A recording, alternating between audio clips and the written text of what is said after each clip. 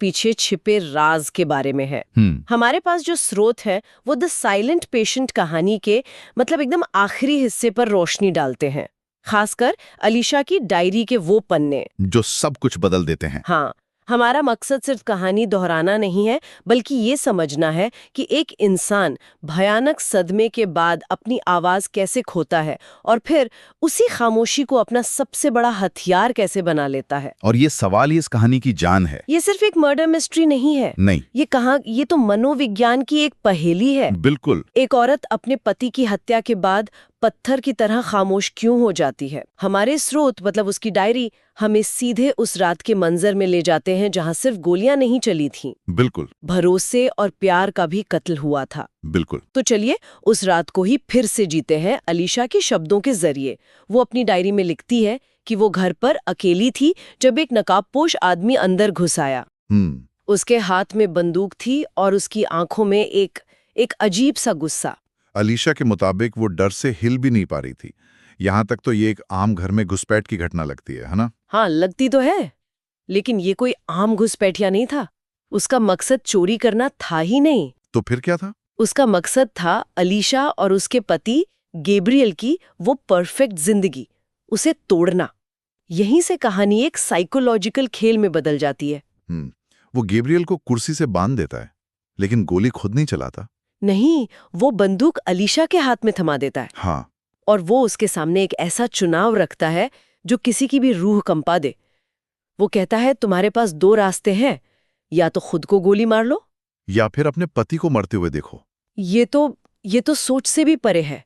एक तरफ अपनी जान, दूसरी तरफ अपने प्यार की जान। बिल्कुल। और यहाँ सबसे दिलचस्प मोड़ आता है जो इस कहानी की नींव है। ये सिर्फ एक चुनाव नहीं था, ये गैब्रियल के किरदार की असली परीक्षा थी। अलीशा दहशत में अपने पति की तरफ देखती है, शायद मदद की उम्मीद में। हाँ, और गैब्रियल धीरे से कहता है Alisha please don't do this. और वो ये उसे बचाने के लिए नहीं कह रहा था। नहीं, वो खुद की जान बचाने की भीख मांग रहा था। और यही वो पल है, वो एक पल जिसने अलीशा के लिए सब कुछ खत्म कर दिया। गोली का घाव तो शायद भर जाता, पर भरोसे पर लगी ये चोट ये कभी नहीं भर सकती थी। उसे एहसास होता है कि जिस आदमी से वो प्यार करती थी वो अपनी जान बचाने के लिए उसे मरने देने को तैयार था। इसी को मनोवैज्ञानिक बिट्रेयल ट्रॉमा या धोखे का सदमा कहते हैं। ये शारीरिक हमले से कई ज्यादा गहरा होता है। जब कोई जिस पर आप सबसे ज्यादा भरोसा करते हैं आपकी सुरक्षा की बुनियाद ही हिला दे, तो दिमाग एक तरह से शट डाउन हो जाता है। तो उसकी खामोशी यहीं से शुरू होती है। हाँ, ये कोई फैसला नहीं था, ये एक अनैच्छिक प्रतिक्रिया थी। उसका दिमाग उसे उस भयानक सच से बचाने की कोशिश कर रहा था। इसके बाद जो गोली चलती है वो तो बस एक औपचारिकता थी। असली मौत तो गैब्रियल के उन शब्दों से ही हो चुकी थी। बिल्कुल। तो अलीशा का सदमा समझ आता है, पति का धोखा, एक जानलेवा हमला, लेकिन महीनों तक उसकी खामोशी की वजह सिर्फ यही नहीं थी। उसकी डायरी में एक ऐसा राज छिपा था जो कहानी को सिर्फ आगे नहीं बढ़ाता, नहीं, उसे पूरी तरह पलट कर रख देता है। हाँ, और ये वो राज है जो कहानी को एक थ्रिलर से कहीं ज्यादा बना देता है। हम अलीशा के थेरेपिस्ट थियो फेबर के नजरिए से कहानी देख रहे हैं ना? बिल्कुल। वो उसे ठीक करने की कोशिश कर रहा है, उसकी खामोशी को तोड़ने की कोशिश कर रहा है। हम उस पर भरोसा करते हैं क्योंकि वो डॉक्टर है, वो मदद करने वाला है। और यहीं पर कहानी का सबसे बड़ा जीनियस छिपा है। जब थियो आखिर में अलीशा की डायरी पढ़ता है तो उसे उस रात का सच पता चलता है, और उसके साथ साथ हमें भी। वो नकाबपोश आदमी वो कोई और नहीं बल्कि खुद थियो ही था। दिमाग घूम जाता है ये जानकर। हाँ, ये अनरिलायबल नरेटर या अविश्वसनीय सूत्रधार का एक क्लासिक उदाहरण है। लेखक ने जानबूझकर हमें थियो के नजरिए से सब कुछ दिखाया। हम उसके साथ मिलकर अलीशा के लिए सहानुभूति महसूस करते हैं, हम चाहते हैं कि वो ठीक हो जाए। लेकिन असल में हम अनजाने में अपराधी के साथ ही खड़े थे। सही कहा। स्रोत ये बताते हैं कि लेखक ने हमें थियो के पेशेवर होने का झांसा दिया ताकि जब पर्दा गिरे तो झटका दोगुना हो। लेकिन मुझे एक बात हैरान करती है, थियो ने यह सब शुरू किया, फिर वो उसका थेरेपिस्ट क्यों बना? क्या ये सिर्फ अपराध बोध था या उसके इरादे और भी खतरनाक थे? ये एक बहुत ही जरूरी सवाल है। ये तो आग लगाकर खुद ही बुझाने आने वाली बात हो गई। बिल्कुल। और इसका जवाब थियो के किरदार की परतों को खोलता है। ये सिर्फ अपराध बोध नहीं था, मनोविज्ञान में इसे कॉग्निटिव डिसोनेंस कहते हैं, जब आपके काम और आपकी खुद की छवि में विरोधाभास हो। अच्छा। थियो खुद को एक अच्छा इंसान, एक बचाने वाला मानता था, लेकिन उसने एक भयानक काम किया था। तो इस विरोधाभास को मिटाने के लिए वो अलीशा का हीरो बनने निकल पड़ा। अगर वो उसे ठीक कर देता तो वो खुद को यकीन दिला सकता था कि वो बुरा इंसान नहीं है। एग्जैक्टली वो असल में अलीशा का इलाज नहीं कर रहा था, वो अपने ज़मीर का इलाज कर रहा था। वाह। और ये और भी खतरनाक था। उसका असली मकसद जानना था कि अलीशा को उस रात के बारे में क्या याद है। उसका थेरेपिस्ट बनना उसके अपराध पर पर्दा डालने और साजिश और सबूत मिटाने का एक तरीका था। तो ये सब एक अफेयर की वजह से हुआ? हाँ, हमें पता चलता है कि थियो की पत्नी का अलीशा के पति गैब्रियल के साथ अफेयर चल रहा था। थियो बदला लेने गया था, गैब्रियल की परफेक्ट जिंदगी को बेनकाब करने, उसे डराने, लेकिन उसका इरादा मारने का नहीं था। पर हालात उसके काबू से बाहर हो गए। बिल्कुल। तो अलीशा एक ऐसे साइकोमेट्रिक अस्पताल में फंसी है जहां उसका देखभाल करने वाला ही उसका सबसे बड़ा दुश्मन है। उसे सब पता कैसे चलता है, और जब पता चलता है तो वो क्या करती है, वो तो बोल भी नहीं सकती। और यहीं से कहानी का सबसे शानदार हिस्सा शुरू होता है। अलीशा की खामोशी, जो अब तक उसके सदमे का प्रतीक थी, अब उसकी रणनीति बन जाती है। हाँ, उसे धीरे धीरे एहसास होता है कि उसका थेरेपिस्ट ही वो नकाबपोश आदमी है। और एक दिन वो थियो को अपनी डायरी देती है। थियो को लगता है कि वो उस पर भरोसा कर रही है, अपनी कहानी बता रही है। लेकिन ऐसा नहीं था। नहीं, डायरी के आखिरी पन्ने पर अलीशा ने बस 2 शब्द लिखे होते हैं, आई नो। मैं जानती हूँ।